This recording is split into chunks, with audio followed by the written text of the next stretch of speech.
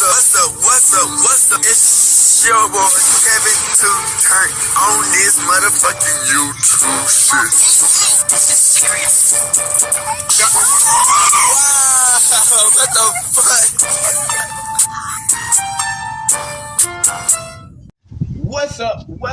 What's up? It's your boy. Catch on YouTube shit. Hey man, say man, we are lit, lit to 10. Turn. Tell you to motherfucker, turn outside, big crip in the game, shooting outside shit, man. Free Palestine, free Congo, Russia, your thing, and Texas, stand the fuck up. Each day is maybe a better version of yourself. Never let somebody bring that all straight back. Never let somebody tell you are, but also live yourself in the position of alone. Let's stay humble, let's get revolution on the movement, keep your way first. Come see the Black Hebrew Israelite as a real Jew. We out here, alright? Boom! Today, to motherfucker day, show you outside, big crip in the game, shooting outside shit, man. Turn up, and go. Bruh, this is what we about to break down, man. You know, ever have that dream of being super successful and, you know, living life? You know what I'm saying? And some people put that action into plans, some people don't. But it's like when you put that action into plan and you really want to help people out, man, and you feel like they're gonna have the same type of backing and understanding that you got. But the thing is, man, these people don't give no fucks about you. They will leave your ass for a better opportunity, for the moment. They'll leave your ass just for the pain and the hurt, just to, you know what I'm saying, to see how you react. So we got YBN Nahmir. YBN Nahmir, man, how he lost it all is insane because it's like he came up in the game at a young age. You know, he started out real early and he became super famous. But he helped bring people up. You know what I'm saying? And the sad, unfortunate fact is, man, you know, you can help people, man, and you can show the people the way, but they don't mean that they gonna motherfucking pour back into you. You know what I'm saying? When you help these niggas and you show these niggas the truth, that don't mean that they don't give you credit. They don't take your shit and run off with it and never see your ass again. And if you can crash out and disappear, nigga, they wouldn't give a fuck. You know what I'm saying? They'd have your shit. You know what I'm saying? That's the unfortunate truth of how YB in the mirror crazy life happens. So we got the whole breakdown from the beginning to the end. Let's get into it.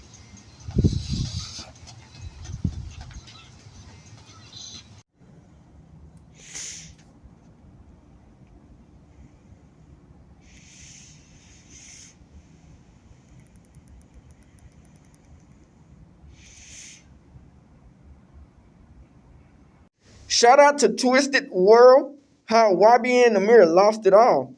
Crazy.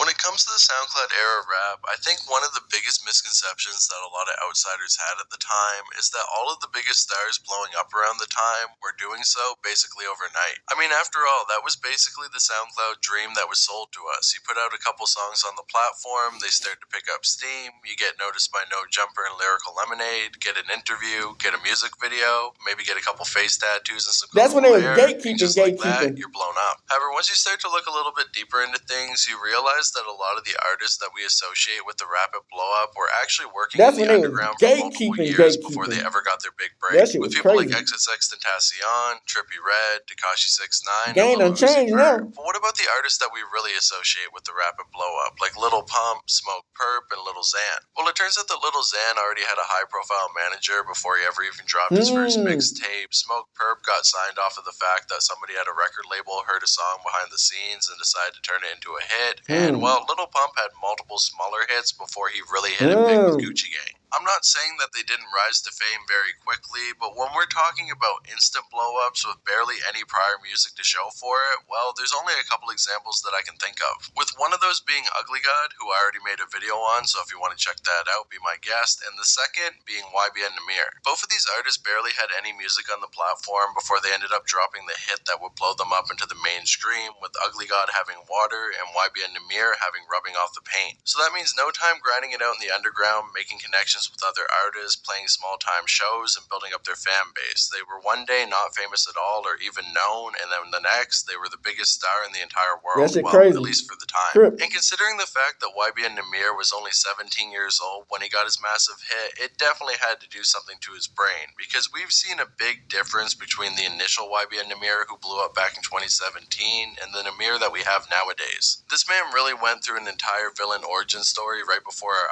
eyes, and none of us even realized. But today, I really want to look into that story, how he rose to fame so fast, and then how he fell off just as quickly, and where it left him. The trials and tribulations of fame, where he went wrong, the jokes, the memes, the GD to Crip. I want to talk about all of it when we look into the story of that GD to YBN Crip Nahmir. is insane. Nicholas Alexander Simmons was born December 18th, 1999 in Birmingham, Alabama, into a pretty chaotic environment. You see, from what we know, his father was mostly out of the picture before he was even born, and the duty of raising him was then put off on his mother and his aunt, as well as his stepfather, who was in the picture for a little bit of time. On top of that, his aunt also had a couple kids, and that meant that he grew up with a bunch of cousins in the same household as him, although this type of living arrangement wouldn't last too long because his stepfather actually got into an altercation with one of his cousins, which involved a firearm. And while after things get to that level, you're not exactly going to patch it up, so after that, his stepfather basically left the house, and he was left to be raised by two women. And that's pretty well all we know about his early life, as he hasn't really spoke about it too much in interviews for reasons that we're going to talk about a little bit later on in this video. However, besides that one big event, his childhood seemed to be pretty normal, with his family most likely being lower middle class, meaning that they weren't rich, but he was still able to get a lot of things that other kids around his age did. With his two biggest hobbies in his early life being playing basketball with his cousins at the local court, as well as playing video games on his PS2, with his parents giving him a copy of GTA 3 when he was only 3 years old. Which is definitely a very questionable parenting choice, but it did pay off in the long run, so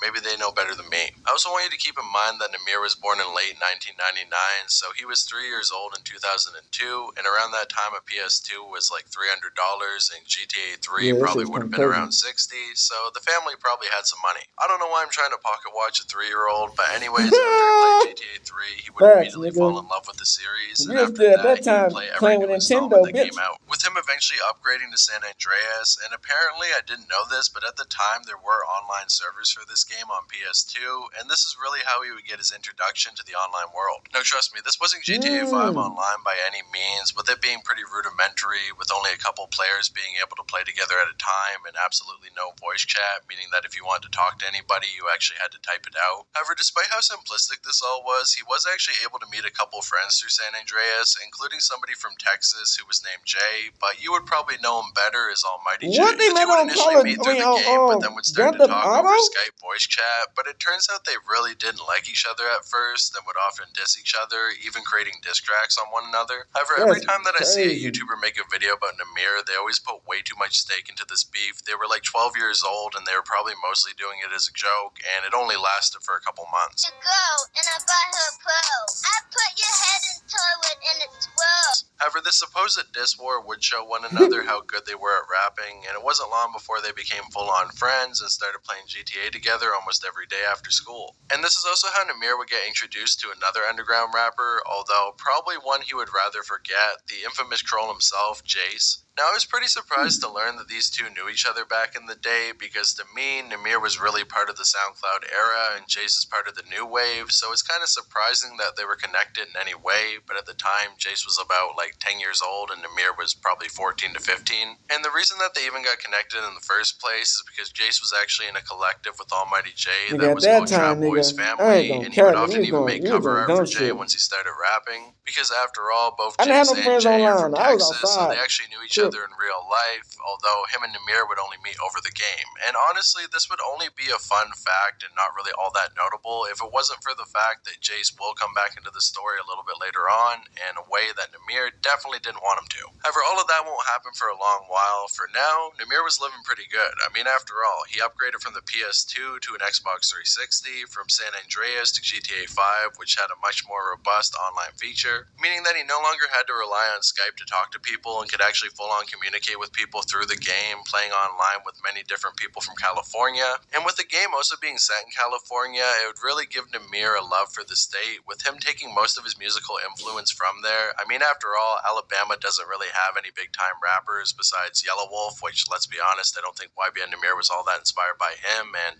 Gucci Mane. And don't get me wrong, Gucci Mane is an absolute legend who inspired many, many rappers over the years, but I think at this point most people associate him more with Atlanta because he grew up there and not with Alabama. He was only really born in Alabama. It's kind of like Rick Ross being born in Florida, but you guys don't care about any of that, so let's keep going. So with no real Alabama rappers to look up to, he would start to listen to a lot of California artists from Westside, with people like Tupac, Eazy-E, and E40. A lot of E rappers, but surprisingly not Big E, although he's not from California. I ain't got no right way to finance a brand. Your bitch, fat motherfucker. Which of course would heavily influence his rap style once he started making music professionally, but at this point he didn't want to be a rapper. Instead, he wanted to be a professional gaming YouTuber, which was basically the dream of any person growing up in the early 2010s. With him creating his first ever YouTube channel sometime in 2014 under the name of CapGod, where it seems like he would mostly upload GTA 5 live streams as well as a couple YouTube videos, although unfortunately all of the videos prior to 2017 have now been taken down as he's most likely embarrassed by them. However, from what we can gather, they probably weren't anything all that special. I mean, after all, there's probably a million little YouTube channels with GTA gameplay on them made by 14-year-olds, so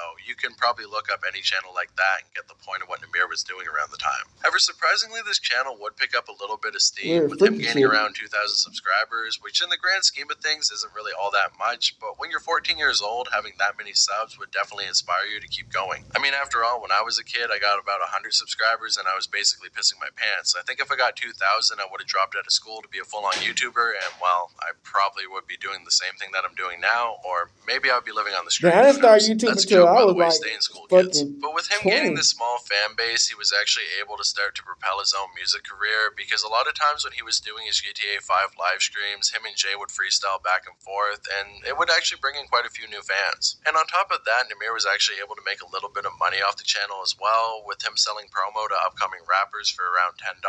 Basically, they gave him the money, and then he'd give him a shout out on the channel. Nothing all that special, but at the time, it probably did help a couple of these rappers get their name out there in the GTA 5 community. And this is also when he came up with the name Nahmir. Now, the meaning behind this name is actually pretty complicated, surprisingly. Apparently, there was a rapper who went by the name of K Mort, and he had a twin brother whose name was Shamir, and then Nahmir wanted to take that name and add the initial off of his first name, which is Nick, and make Nahmir. Does that make sense? Well, I hope so. And in a funny way, this goes to show that Nahmir was willing to rip people off even from an early age, although considering the fact that he was a basically unknown GTA 5 YouTuber, I don't think anybody really cared that he was running with that name. However, this would become a bit of a pattern for him later on in his career when it comes to more serious things. But don't worry guys, Nahmir didn't rip off the vampire persona from Space Ghost Perp, so honestly he's in the clear. People who have not watched the prior two videos are not going to understand what I'm saying whatsoever. It's an inside joke. Anyways, let's move on. And eventually these freestyles on his GTA live streams would become popular enough with his small fan base that he decided to start dropping music for real, creating a second YouTube channel which he named Nahmir and uploading tracks on there. With the earliest available piece of music that we have from Nahmir being a track called Hood Mentality featuring Almighty J, and honestly, considering the fact that he's 14, it's not all that bad, but it's still pretty bad. Rule number 1, never trust a snake, nigga. They behind your back, working with the jank, niggas. And I would say if you were looking at the two of them at this point, you would say that Jay was the more talented one. I mean, his rapping ability wasn't anything all that special, but he was at least competent. I'm trying to get rich, I will never do a crowd with a snitch, these hoes is fake. Where Nahmir was complete dookie, and it would take him years to even learn how to rap on beat, which I'm not really shitting on him for. I mean, after all, he's 15 years old, and he was still probably a better rapper than me at that age, but still, it didn't show a lot of promise. However, despite that, he would drop a couple miscellaneous tracks throughout the rest of 2015, including a remix of a track called Oh Boy by a rapper called Cameron, as well as a track called OVO, showing that he must have been a Drake fan around the time. However, there was pretty massive gaps between the releases of these tracks, showing that he wasn't really taking music all that seriously at the time, with him mostly focusing all of his attention on his YouTube channel and screaming GTA 5, even managing to meet another underground rapper at the time, going by the name of Rico Nasty, which is a pretty interesting connection. However, he would always keep music in his back pocket and would continue to drop music throughout 2016, with him eventually switching over from YouTube to SoundCloud, as after all, in 2016, the app was really picking up steam, with artists popping off like Famous Dex, Lil Uzi Vert, and many more. And just like every kid at the time, he wanted to get on that trend with him dropping his first ever track on the website in March of 2016 with a track called Mopsticks. Not to be confused by Chopsticks, which is a track that Almighty J put out in 2018. If you ever want to tell the two of them apart, well, Chopsticks is a complete banger and Mopsticks is ass, and there's no real reason to go back and listen to it. I mean, Nahmir's not even really on beat through most of the song.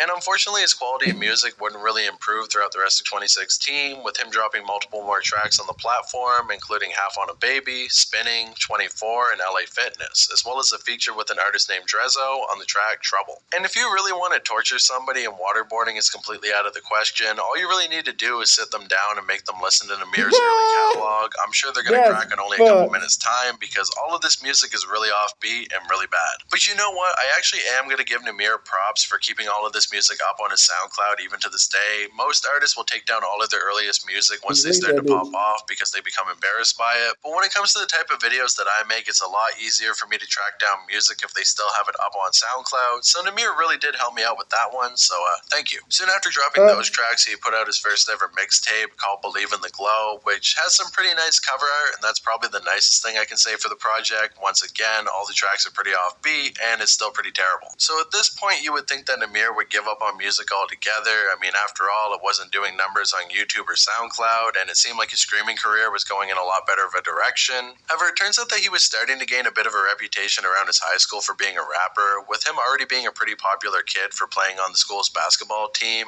and a lot of kids checking out everything that he was dropping. And honestly, when you're in high school, that's basically all you want out of your music. You want your classmates to notice and say that it's good, so it would inspire him to continue to make music, and eventually he actually would improve. Because once 2016 came to an end and 2017 began, he would drop another mixtape in January going by the name of YBN, and yes, this is where the YBN name comes from. If you don't know what it means, it basically stands for Young Boss, which is not to be confused with YNW, which stands for Young Nipple World. Of course, it doesn't actually stand for nipple, but, well, if I say anything that even sounds close to that word, people are going to accuse me of saying it because, well, I have an accent. I said the word knickers in another video, which is what British people call women's underwear, and people completely lost their mind on that one, so you know what, we're going to steer clear. Young Nipple World, Young Boss Nipples, Nipples, Nipples, Nipples. And the true meaning behind this name is apparently that YBN Nahmir wanted to own all of his shit. He wanted to be a young boss nipple because basically he was going to be the boss of his own career if he really made it as a rapper,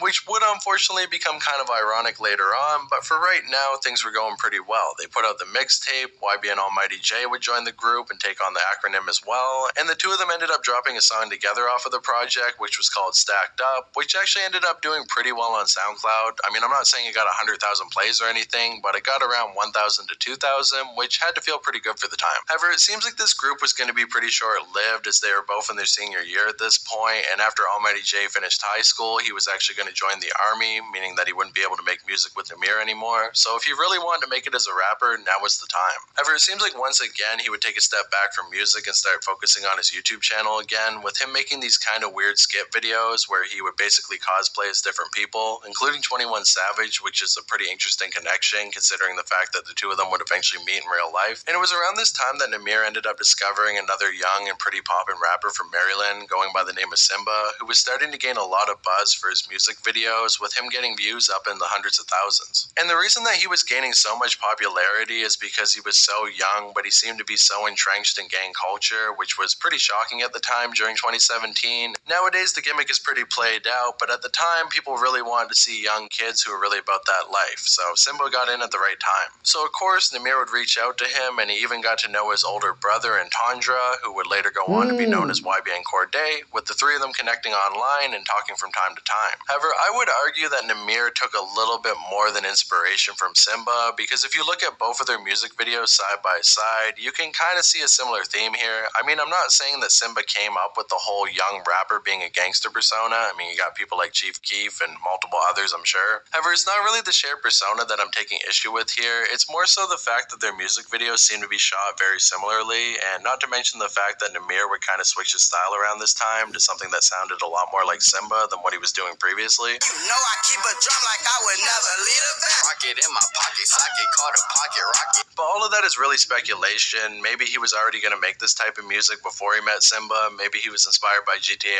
Online, and that's why he decided to take on the gangster persona, which really calls into question if he ever was in a gang at any point in his life, with a lot of people saying that he spent all of his time as a kid playing GTA Online and growing up on the streets of Los Santos and was never really about that. And honestly, I would tend to agree with that, considering the fact that in interviews he never really talked about doing gangbanging during his childhood. I grew up in Birmingham, Alabama. It impacted my music in good ways and bad ways, you feel me? Like, the street shit I had along with shit, but, like, you feel me? It kind of brought me to the top of where I'm at right now. But maybe he wanted to keep it on the low. We could give him the benefit of the doubt, or at least I can, but the rest of the internet wouldn't be so kind later on in his career. But for right now, it didn't really matter, as after all, he was still very small. Most kids rap about gangster shit when they first start off, and nobody really calls it into question, so it wasn't a big deal. However, it seems like him switching up his persona actually would pay off in the long run, because not long after this, he ended up creating the track that would change his life forever, going by the name of Rubbing Off the Paint. Now, I want to make it very clear that everything I spoke about before this point really wasn't shit when it comes to Nahmir. I mean, I know a lot of people are probably going to say, you said that he blew up overnight with one song with no prior music, but you just talked about a bunch of prior music. But what you really got to understand is at this point, you couldn't even consider Nahmir underground. It wasn't like he was doing shows or connecting to people in a city. It wasn't like he had any hits on SoundCloud or YouTube. He was basically like any other kid from 2015 to 2018, dropping random tracks on SoundCloud to very little fanfare. And I'm sure anybody who's watching this who grew up around that time probably knows 10 failed rappers who ended up dropping music in high school and then gave up after they became an adult. And you probably also know that one guy who's still trying to make music when he's like 24 to 25 years old who really needs to give it up. But anyways, so in any other world, YBN Nahmir would just be another random failed rapper on SoundCloud who ended up living a normal life and completely forgetting about this altogether.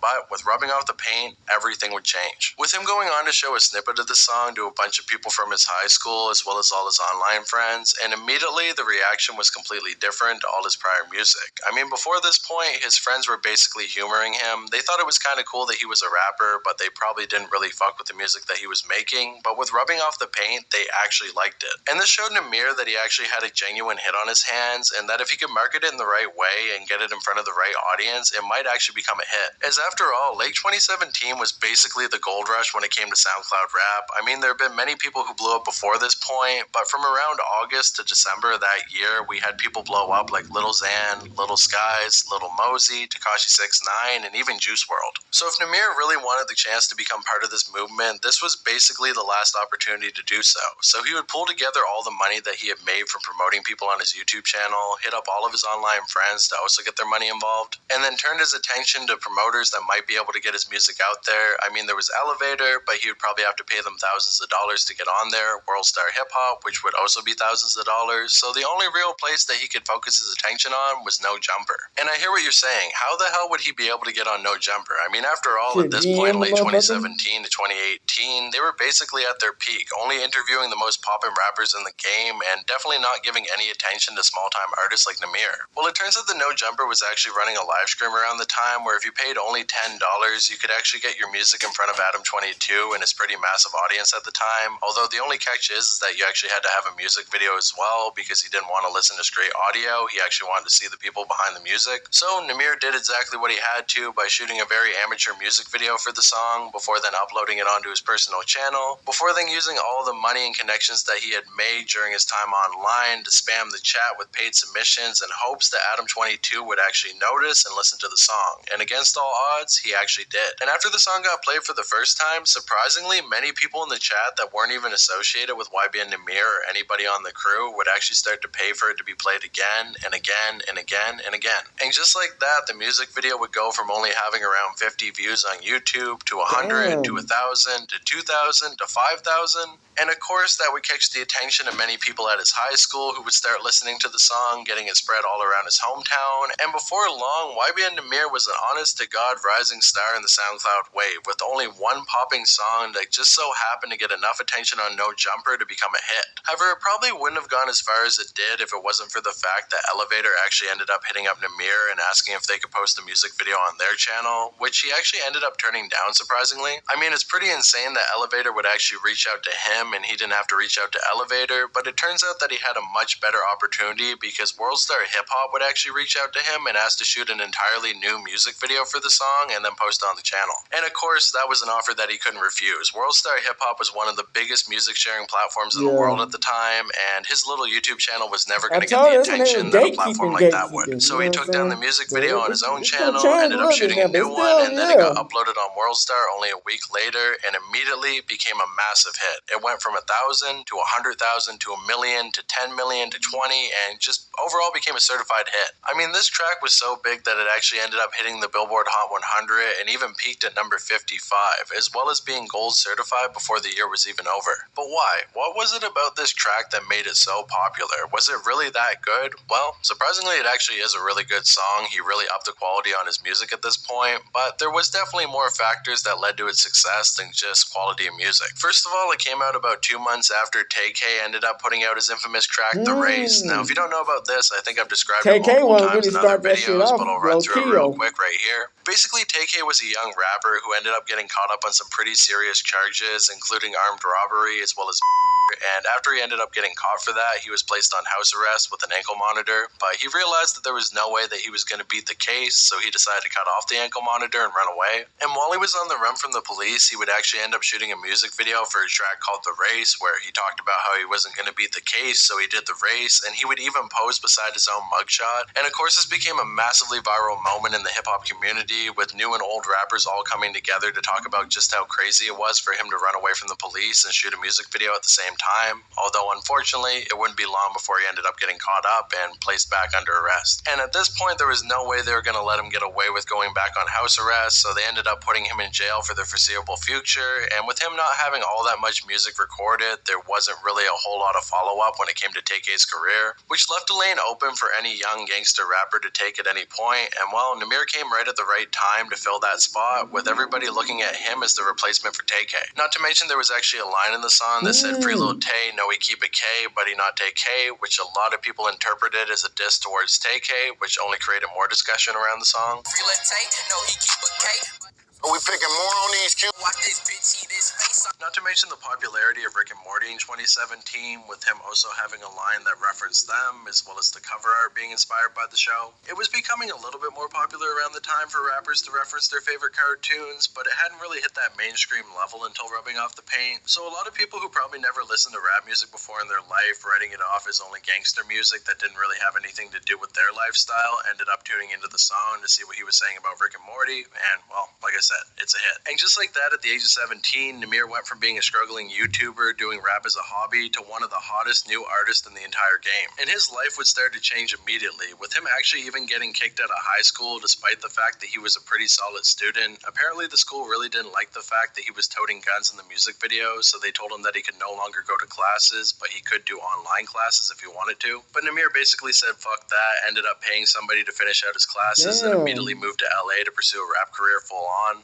And you would think at this point he would leave all of his boys from the Xbox party chat behind. I mean, after all, most people after they blow up as a rapper leave their in real life friends behind, and they're definitely not thinking about the people that they know online. But, well, Nahmir was built different, with him immediately hitting up Jay and telling him that he shouldn't join the army and instead should move to LA with him to pursue a rap career. And, well, Jay, of course, took the opportunity, not even telling his mom. On top of that, he also brought along 2 other members going by the name of YBN Manny as well as YBN Glizzy. Now, these guys never really dropped a whole lot of music. However, they would be pretty influential behind the scenes when it came to building up the YBN brand. So just like that, he was putting all of his people in better positions than they would have been if it wasn't for him blowing up. And it just goes to show the type of person that Nahmir was at this point. I mean, he wasn't getting a big head, he wasn't leaving everybody in the dust or spending all of his newfound money on stupid stuff like designer clothes or fancy cars. And with him having all these friends that he knew before he was famous, it meant that he would stay grounded and probably not lose himself in the crazy world of LA and being a popular rapper. Although unfortunately things would start to go wrong almost immediately, because whoever his manager was at the time actually ended up selling the beat for Rubbing Off the Paint to an unnamed label, who was basically trying to use that to extort Nahmir to sign a deal with them, which definitely would have been undervalued. However, he would take to his Instagram story to air them out, and I don't think he ever ended up taking this deal, so that wasn't too big of a deal, but it would go to show that there was a lot of shit going on behind the scenes with the YBN brand, even when it first got started. However, despite the couple issues that he was going through behind the scenes, Rubbing Off the Paint would only get bigger and bigger, with it getting remixes by Almighty J, which would help to put him on the map, as well as bigger rappers like Bryson Tiller, Vince Staples, which is not to be confused with Vic Mensa. They say stay woke, still slept with the rule, cause only time you bear arms is in the wife beater.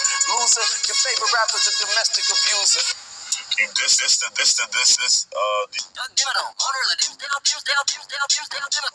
DDG and even Bad Baby ended up remixing the track. And Nahmir would actually hop on the trend as well, with him remixing Gucci Gang by Lil Pump, as well as The Race by TK, with that getting a music video on the World Star Hip Hop channel as well, which ended up doing numbers. Not long after that, him and Jay ended up dropping a track together called No Hook, which would get a music video on Nahmir's personal channel, which got 3 million views overnight and got Jay a lot more attention than before. And honestly, rightfully so, because this is one of the best tracks in both of their catalogs. Flipping work, and I'm on that kick of dope shit. But you are starting to see that he's focusing a lot more attention on putting his boys on rather than focusing on his own solo career, which isn't a bad thing to do when it comes to your friends, but at the same time, it probably was confusing a couple of his fans with so many new members joining the YBN crew every day. However, investing in Jay definitely was a good idea because he ended up making headlines later that year for dating Black China, which only got more attention on the YBN crew. So in the long run, I guess it was worth it. After that, he would drop another music video on his personal channel for the track Bailout, which ended up hitting 3 million views, as well as another track and music video on World Star Hip Hop called Letter to the Valley Part 5, which ended up hitting an impressive 10 million views, before Nahmir finally finished off the year by performing at Rolling Loud. And this is actually where he ended up meeting Corday in person for the first time, with him asking him to join the YBN crew not long after that. However, at this point it was a little bit more low-key. Some people knew that he was in the crew, but they didn't really know too much about him, as after all, like I said, they already had YBN Manny, Almighty Jay, Glizzy, and now Corday. And with Jay and Nahmir rapping so similarly, I don't think a lot of people are all that excited for a new member to join that was going to make the same style of music, although Corday would blow everybody away once he finally started to roll out his own career in April of 2018. But for right now, Nahmir had to focus on himself. I mean, after all the tracks that he put out after rubbing off the paint never ended up charting on the Billboard Hot 100, and he really needed to make a follow-up hit. With him immediately starting off the year of 2018 by dropping a track on World Star Hip Hop called Popped Up, which got an impressive 5 million views, but definitely wasn't the follow-up hit to Rubbing Off the Paint that people were looking for. However, that would come only a couple days later when he ended up dropping a track and music video on Lyrical Lemonade for his track Bounce Out With That. And of course, with the combined clout of both the channel and YBN Nahmir put together, the music video ended up running up an impressive 144 million views, and it was even one of the biggest music videos on the entire channel at one point. And even to this day, I think it's still in the top 20 biggest music videos on the entire channel. So needless to say, it was a pretty big hit and a pretty decent follow-up to Rubbing Off the Paint, although unfortunately it wouldn't make it onto the Billboard Hot 100. However, despite that, the track would make it onto the bubbling under charts, which is still pretty impressive for an upcoming rapper. And it was certified platinum by the end of the year, so needless to say, his career was still in a pretty good spot. And if you want to know just how popping YBN Nahmir was in early 2018, he actually accidentally created the career of another big SoundCloud rapper going by the name of Gomethazine. Because at this point, with his music doing so well on streaming platforms, he decided to completely abandon SoundCloud and only upload his music on Spotify, Apple Music, and YouTube, places that you can actually get paid. However, it was kind of a bad idea to not upload it on there because it meant that other people would be able to re-upload his music and gain all the plays that he should be getting. And one person in particular who did that was actually Gomethazine. He would end up re-uploading the track on SoundCloud and gaining millions of views before then using a little-known loophole on SoundCloud where you can actually switch out the audio on a track without having to take it down and reset the views, with him putting his own track on there going by the name Beans, that's our chance.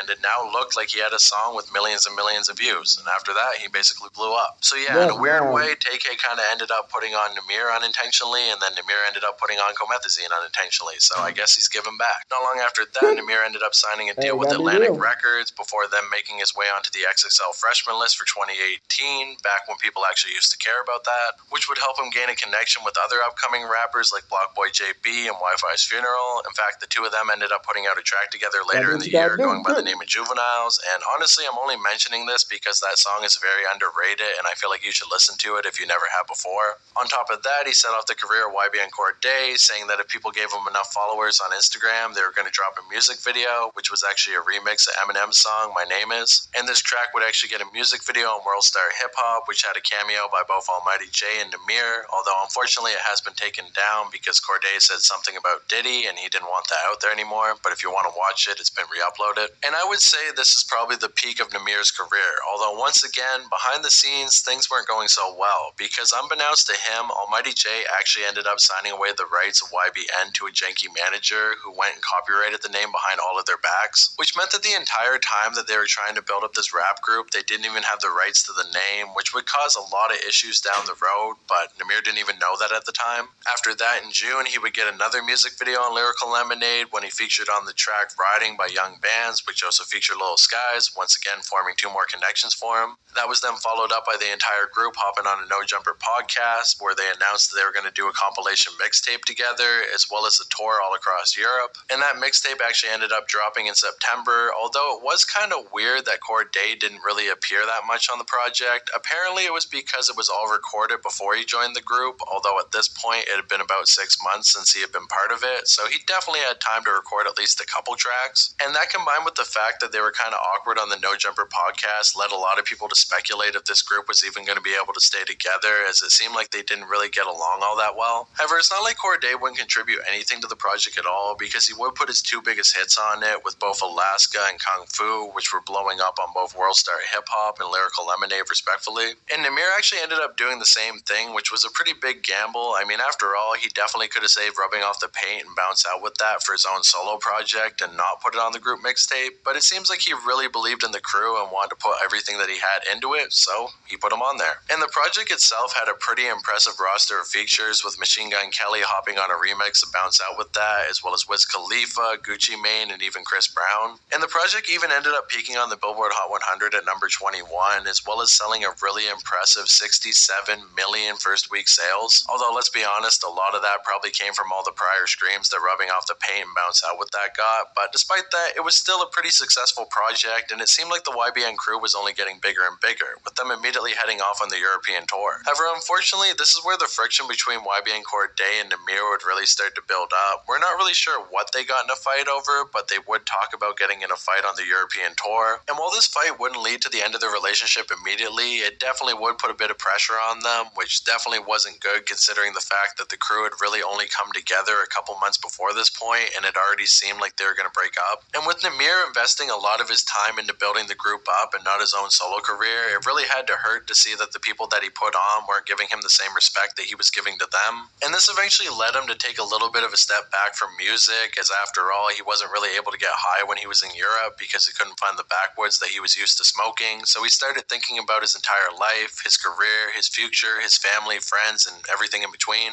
And he decided that if he was going to continue in the world of music, he was going to have to carry himself differently. So he took a little bit of a break, which was a good idea for his mental health, but when it came to the timing of his career, this could not have been a worse choice. Because during the time that Nahmir took a step back, Corday would really start to peak in popularity, with the entire industry looking at him as a prodigy, with him getting co-signs from people like Dr. Dre, P. Diddy, and even J. Cole. And with Nahmir and Corday being signed to the same management as well as the same label, it meant that they were focusing more attention on him and basically leaving Nahmir in the dust while he was contemplating his life. So by the time that 2019 rolled around, Corday was dropping Grammy-nominated projects with features with people like Chance the Rapper, while Nahmir hadn't even dropped a project yet. And I do gotta kind of feel for him at this point. I mean, he blew up so fast that he didn't really have time to think about everything that was going on around him, and when he actually took a minute to slow down and try to contemplate, basically the world passed him by. However, in his personal life, things did seem to be going better, because he ended up getting into a long-term relationship with a YouTuber going by the name of Salt, who had previously dated FouseyTube at one point. I'm not really sure if she left FouseyTube to get with Nahmir. It seems like Fousey thinks that's the case, but either way, they ended up staying together for a couple years, and it seemed like their relationship was pretty healthy. Also, if you don't know who FouseyTube is, well, look him up and go down a rabbit hole. I don't know FouseyTube. Depression. That what you put into my head made me want to kill. I felt gay. Nahmir's hiatus away from music would finally come to an end in March 2019, when he ended up returning to World Star Hip Hop to drop a track called Baby 8, which ended up doing a pretty solid 3 million views, which is still pretty solid, but it was definitely a step down from the tens of millions of views that he was getting in the prior year, and at this point, it seemed like his wave was kind of dying down. So now would really be the time for him to keep his foot on the gas and start dropping non-stop music videos, as well as putting out a debut mixtape at some point during 2019. I mean, it still would have been a little bit late, but at least he would have some sort of body of music for his fans to chew on. However, after that, he didn't really end up dropping a whole lot until the summer of 2019, when he ended up putting out another music video on World Star Hip Hop called Opastapa, which was only a minute-long song. And a lot of people would comment on the fact that it seemed like YBN Nahmir wasn't trying anymore, and that a minute-long song was a really lazy idea. But what people didn't realize at the time is that this song being so short would actually become a blessing in the following years, after a little-known well-known app would blow up in 2020, with this song gaining a lot of popularity on there. But for now, the song basically didn't really get all that much attention. After that, he ended up dropping a track and music video for a song called Fuck It Up, which featured the City Girls and Tyga, which ended up pulling an impressive 4 million views. But in the grand scheme of the rap game, I didn't really hear a whole lot of people talk about this song, so maybe it was more for the girls. Not really sure. I mean, at this point, he was gaining a bit of a new audience by dating Salt, with him appearing in a bunch of her YouTube videos, which of course got a lot of new eyes on him from a different type of fan base than what he was used to. On top of that, he would also start screaming GTA, showing that he was still pretty interested in creating content. And both of these things were pretty successful ventures, with a lot of people thinking that he might step away from music altogether to pursue a career in streaming, as after all, that's what he wanted to do in the first place, and well, he wasn't really all that popular in the rap game anymore. With him basically going completely quiet on the music front again until March 2020, when he finally dropped the lead single off of his debut album, which was called Two Seater, featuring both Offset and G-Eazy, which did a very impressive 9 million views on YouTube, as after all, those are some pretty big name features. And you would think with him dropping such a little amount of music throughout 2019, he wouldn't really have a fan base left at all, but it turns out that a lot of people stuck through and were waiting to see his debut album, with them hoping that he might have a comeback. However, unfortunately, right when it looked like he might get a second wind in the rap game, the COVID-19 pandemic would break out, meaning that he was now stuck in his house at all times, and he would quickly develop a taste for alcohol, becoming an alcoholic in only a couple months. And yes, I know you're always an alcoholic, it's just when you drink for the first time it activates. I don't need people saying, you don't understand addiction, Twisted, but yeah, Nahmir became an alcoholic. And because of that, his ambition to make music would start to slow down. He would also go on live stream a bunch of times, completely drunk out of his mind, which only helped to embarrass his image even more. And this is really when the trend of shitting on fallen off SoundCloud rappers would kick off in a big way, with Smoke Perp putting out a project called Florida Jit, which only sold 4.5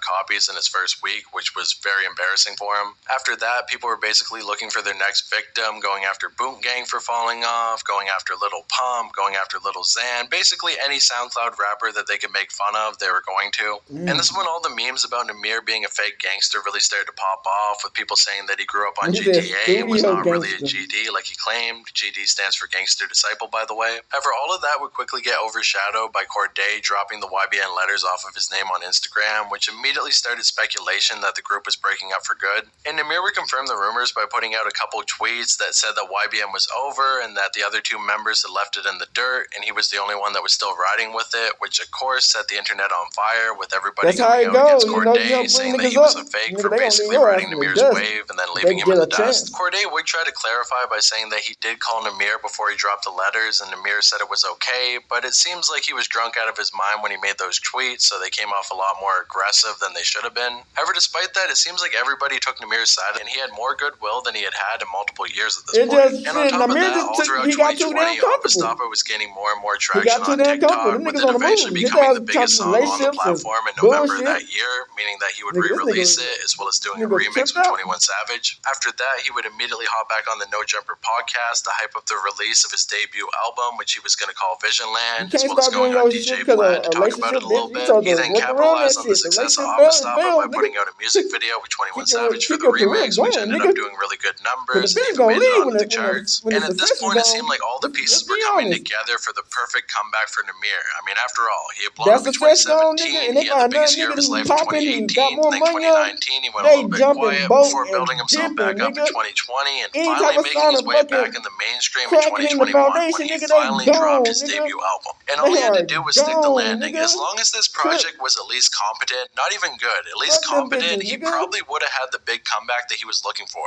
I mean, there was some expectations for the project, as after all, 3 years into his career, I don't think a lot of people wanted to hear that same old flow. They probably wanted to hear something new, but what they got, they never could have predicted. Because right when YBN Nahmir got his second chance, something so rare to get in the rap game, I mean, most people never even get that first shot, so a second shot is even more rare, and to be honest, this is almost like his third shot at this point, but anyways, he blew it. Damn. The hoes come and go, but the career, man. And how did he do that, you ask? Well, Soul Train. Listen to it for yourself.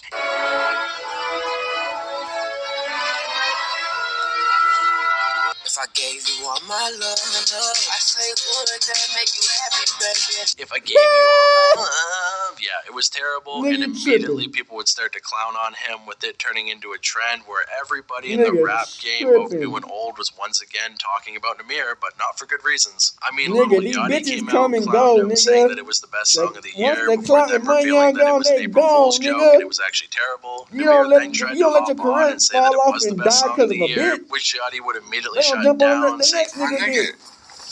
The fuck? yeah. On top of that, the album itself really wasn't anything Don't all be that no fool, impressive, bitch. and it only ended up selling 4K first week, which was even worse than Florida Jet. And to make matters even worse, his own best buddy Almighty Jay would kick him while he was down by going on a live stream and talking shit about the song, saying that it was terrible, which was definitely pretty Never uncalled for. trash I out mean, for the a song bitch, is nigga. bad, we all know that it's bad, but you really don't have to speak about it publicly. And once Nahmir saw how bad the reception for this project was, he would immediately try to play damage control by Keep saying your that he career would put going out at another all project costs, called nigga. Vigilant 2, which would have the Simple. more gangster type music that people were used to, although at this point nobody wanted to hear that. After that, he would immediately drop a bunch of music videos on his personal Cause what you channel in gotta hopes do, of bringing bitch? fans back, but at this point it was Nigga, too you little fall in too love late, with these and hoes, well, nigga. people They weren't gonna really fuck fucking your with it shit anymore. the And fuck up, sadly, nigga. this was And already dip, destined to nigga. happen. I mean, Nahmir Act had like they mixing ain't never knew problems your all ass, through his nigga. career, with him putting out a track in Shit 2020 ridiculous. called Wake Up, which became infamous for the line, "I wake up and get to them racks." I seen them hate when I was down. They never thought that I would blow up and get them.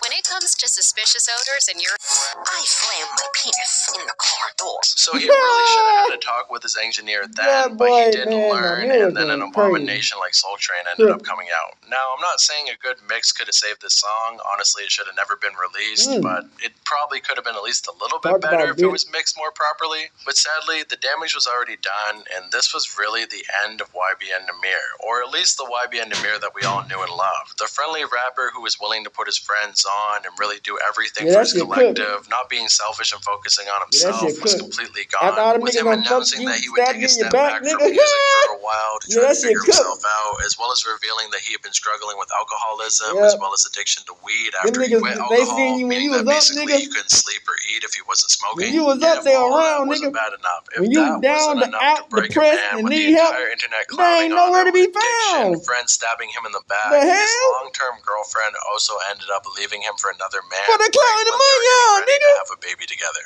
Yes, that's something that would turn anybody into a supervillain. You ain't And of supposed course, to. the internet Never- made fun of him for it, because never that's what the break your internet does. career And from for a all this bitch. relentless Never. mockery and trolling, a new Never. YBN Nahmir was born. Nigga, they gonna Somebody get who the was a next lot nigga more dick with the hateful, next somebody nigga who was a money lot out, the more next nigga angry, clout, and nigga. somebody who wanted to be a Nigga, don't gangster. never Now be a fool remember, out here. YBN Nahmir was already a Yo, don't gangster. give a I mean, he fuck was a about you, gangster nigga. disciple. That's what he had been saying for years at Nigga, this they point. won't fuck But with you all when of a you coming sudden, out with he you. They gonna decided to fuck start with your ass saying when that you he was rich. a crip, Nigga, hell which no. confused a lot of people They fuck online, with the as clout, after all, nigga, the you can't money really on, hop nigga. from set to set. You no I mean, fucking people fool. definitely do it, but it's very frowned upon, and all of the people who were previously making fun of Nahmir were now actually angry with him. But Nahmir wouldn't stop there, because he also went on Instagram Live to get in a fight with Jay. Apparently, this was over Don't let money, you be where a Nahmir struggling found rapper, himself in a bitch. situation You where a he needed to struggling pay somebody up-and-coming 40K, YouTuber or rapper, and Jay bitch. ended up Nigga, gifting they him gonna treat you like 30K of dirt that, until but you then make Nahmir it, never nigga. paid it back. That's And a as soon fact. as Jay tried to press Nahmir on this, he would immediately get upset, saying that he was going to smoke him, he was going to pop him, all this gangster But let shit, be a and rich Jay nigga on would the side immediately of see niggas. They through gonna that, be saying, hey man, I've known you doing forever, you're like running a laps, brother to me, and I know jumping you're not jacks, a nigga. gangster.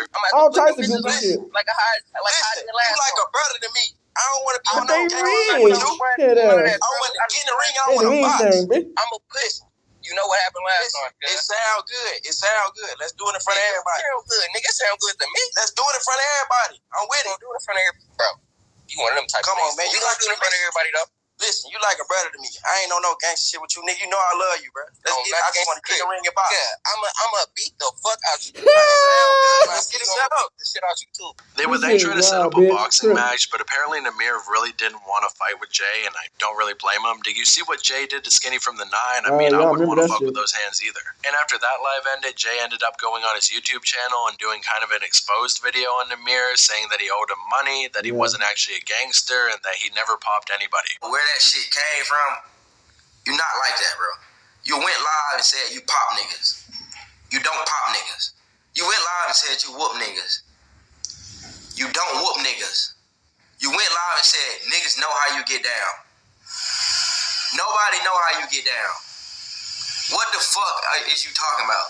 Which once again went on to create a meme with Jay saying you don't pop nipples, and that only brought more scrutiny onto Nahmir, with people not only making fun of him, but now seeing him as a fake friend who was stealing money from his own homies. And around this time, he was also doing paid promo, leading a lot of people to think that he actually went broke, which I wouldn't really agree with at the time, but seeing as how in recent years he's actually gained a bit of a reputation for scamming random clothing brands on Instagram, so much to the point that people even fake DMs with him to try to promote their own stuff, I could see him going broke. But at the same time, I'm not going to hate on a man for doing paid promo. I mean, after all, if you're getting paid to do it, you need the money, or if you don't need the money, I mean, who's going to turn down $5,000? And things would only get worse for him in 2022 when he ended up hopping in the DMs of a random troll and basically saying that he was going to fight him, kill his mom, and a bunch of other deranged shit, which was not a good look by any means. I mean, everybody gets annoyed by trolls, but you're definitely taking it too far by doing that. Infiltrate Crip shit, all that.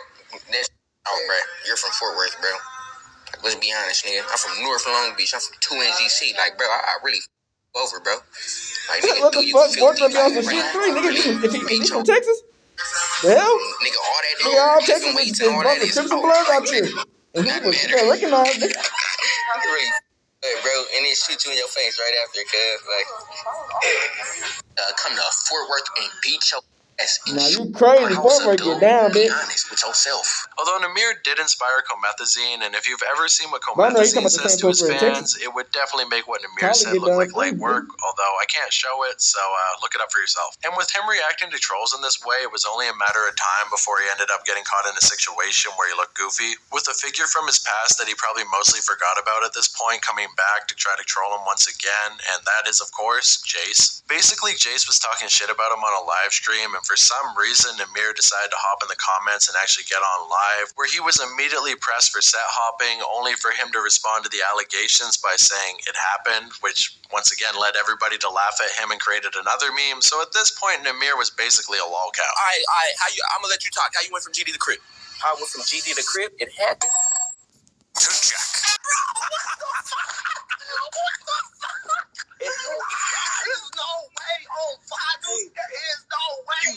And whenever Nahmir's name came up in conversation after that point, that's basically all people had to say about him, is that it happened. I mean, it became a meme, but when it came to his career, it didn't really help his numbers at all. The only time that he kind of popped up in the news is when he ended up putting out a track called Dead Wrong, where in the music video he could be seen grinding on stuff and rubbing himself on the floor, which I guess is kind of funny, but he's definitely intentionally making bad music at this point, which kind of takes the humor out of it. He also ended up putting out a follow-up project that was called Fast Car Music, although nobody really talked about it, and it basically fell on deaf ears. On top of that, his music videos really started to underperform, with them barely able to get 1 million views. And don't get me wrong, I would definitely love to get 1 million views on any of my videos, but at the same time, for a big poppin' rapper like him, those numbers were not very good. And that probably would have been the end of the story of YBN Nahmir, just a rapper who blew up way too fast, couldn't handle all the fame, ended up getting fucked over by his boys before eventually burning out and then becoming a meme and then fading away altogether. I mean, it's not the best career, but if he saved his money and invested it in the right spots, he could still be rich to this day. And I mean, after all, Smoke basically went through the same thing, and nowadays nobody's really clowning on him anymore, so Nahmir could have recovered in some way. I mean, he probably would have never been a poppin' rapper again, but he could have live streamed, he could have done interviews, he could have been famous in some way as a micro celebrity,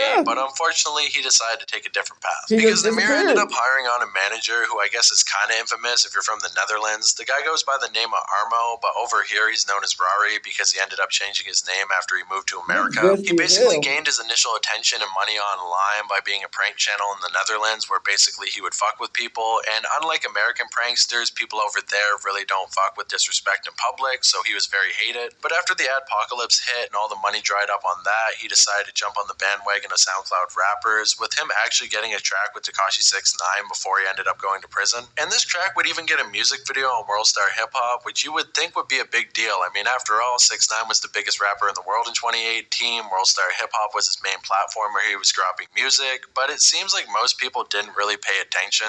After that, Rari would try his best to get a career off the ground by getting features from Soulja Boy, as well as Lil Xan, Smoke Perp, and multiple others, but nobody ever paid that much attention to him, and at this point, he's basically a low-level clout chaser. This is kind of what I talked about in my video where I talked about the most embarrassing SoundCloud fall-offs. There's levels to a fall-off. I mean, Smoke Perp, that's pretty embarrassing. You would probably think it doesn't get much worse than that. You get clowned on for doing a bad freestyle, you get clowned on for having an album that doesn't sell well, and you can't even sell out a small little warehouse in Idaho. I mean, that's pretty bad. But then you go down to people like the Island Boys who are kissing each other to get a little bit of attention online. And then if you go a little bit lower, you get to people like VM, who I don't even want to get into, but Rari kind of falls right between the Island Boys and VM. He's kind of on the level with people like King Yella and Skinny from the Nine, who are clout chasing as hard as they can, but they're not completely deranged like VM. Let me put it to you this way. If Icy Narco is a clone of Little Pump, then Skinny from the Nine is a clone of Icy Narco, and Rari is a clone of Skinny from the Nine. A Xerox of a Xerox of a Xerox of a Xerox, I think. I don't know. Anyways, basically, the guy is a clown. I made a video on him a long time ago. It's pretty shit. I might make a new one because I feel like people might be interested in the story. But either way, he became the manager for YBN Nahmir, and he immediately started fucking shit up for him because Aiden Ross would actually reach out to YBN Nahmir to do a boxing match with Almighty J,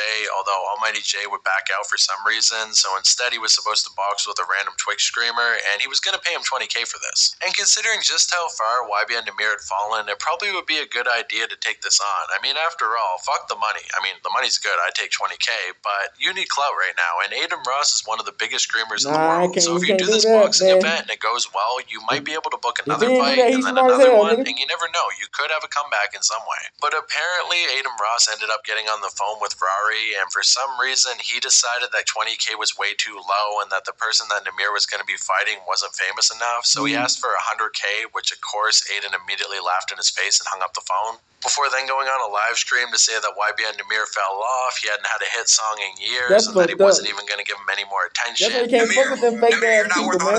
You fell off. You suck at music. You failed your music career. You know what I'm saying? I got nothing but I got no disrespect to show but that. Nahmir, you're nothing. You're nobody, and your career sucks. You want 100 bands to fight.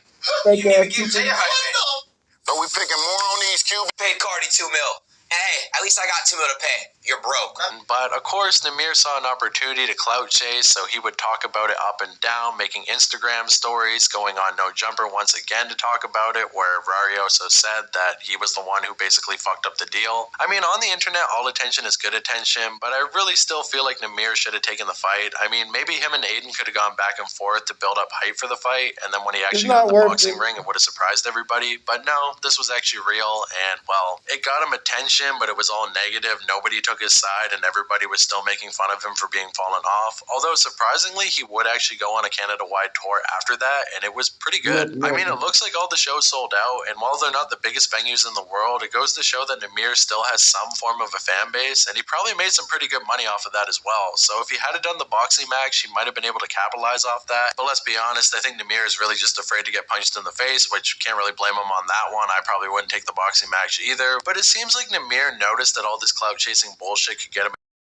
playing into the joke a little bit too late, with him posting a Rubbing Off the Paint Part 2 to try to clout chase off the success of a bygone era, as well as a Soul Train Part 2, which is just honestly kind of sad. But the real big news story that would follow up the whole Aiden Ross beef was the fact that he was finally going to be a father, but the person that he was having the baby with definitely wasn't the best candidate. It was a corn star known as Selena Powell, who's probably best known for sleeping with Adam22 and Lennon the Plug, as well as being a former girlfriend of DJ Academics. Her and Adam22 used to have a podcast together that was kind of entertaining, mostly down to the fact that she's so dumb, and well, he's basically just dunking on her the entire time, although it got old pretty fast. But yeah, YBN Nahmir slept with her, he knocked her up, and that clout baby is coming sometime this year, so that's awesome. And while he definitely is getting attention off of this, once again, I feel like most people just think it's very sad. I mean, there's ways for you to get clout without knocking up a star, and to make matters even worse, before they ended up sleeping together, she was also sleeping with another corn star going by the name of Gucci Third Leg, and this guy apparently had open sores when he was shooting scenes, so yeah, I guess YBN Nahmir was willing to get gonorrhea if it meant that he could get a little bit of clout back. It's probably all the bad influence of Rari rubbing off on him, and well, I'm sure when that baby comes along, he's probably going to get a bunch more attention, but when it comes to the music, the numbers, the reputation, and everything else, at this point, YBN Nahmir is basically basically looked at as a clown, which is kind of sad considering what he was like when he first started off. But at this point, it's kind of even hard to feel bad for him. I mean, a lot of the trolling that he went through in the late 2010s definitely wasn't his own fault, but once the 2020s rolled around, he really kind of made his own bed, and now he's laying in it. I mean, if that's the route he wants to take with his career, where he basically makes himself into a joke, I can fuck with that, but the way that he's doing it is even a little bit too much for me. I mean, while I don't really find Adam Killa funny whatsoever, he definitely found a pretty good sweet spot between being a meme and also being a kind of successful rapper. And if YB and Nahmir could kind of find himself in the same spot, he probably could be pretty successful. But at this point, I think he's closer to Skinny from the Nine and the Island Boys than any actual rapper. But at the very least, we can look at his story as a cautionary tale. I mean, everybody wants to be famous nowadays, but the things that people do to get that fame can sometimes really bite them in the ass later on in life. I mean, at least this guy didn't tattoo any stupid shit on his face, although, to be honest with you, I wouldn't be surprised if he does in the next couple